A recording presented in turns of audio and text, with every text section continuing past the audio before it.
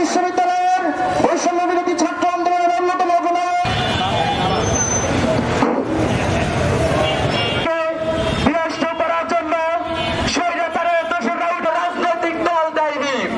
এই ছাত্র জনতা বুকে তাদের এই ছাত্র সমাজ তাদেরকে উপযুক্ত জবাব দিবে। সম্মানিত সংগ্রামী ছাত্র জনতা, বাংলাদেশের আইনের অগ্নিধার রাজু ভাস্কর থেকে শুরু করে আপনার প্রেস ক্লাব পর্যন্ত একটি আহ্বান নিয়ে দাঁড়িয়েছে। সে আহ্বান হলো সোনার বাংলাদেশের মানুষদের কোন অধিকার নিশ্চিত করার জন্য। আমরা দলে যাবার পাত্র নয়।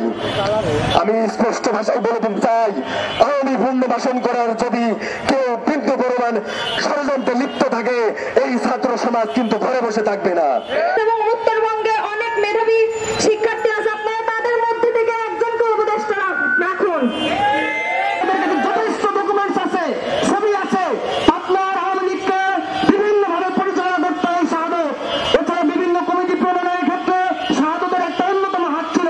সুতরাং সেই শাহাদতকে যখন ফরকের পেছনে দেখা যায়, তখন আমরা স্পষ্ট হয়ে যাই সে আওয়ামী লীগের দালাল হিসেবে এই উপদেষ্টা পরিষদের জায়গা পেয়েছে।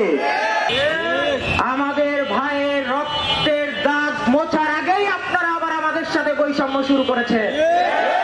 আপনাদেরকে শুধু এটুকু বলতে চাই, আমরা যেমন ছাত্র জনতা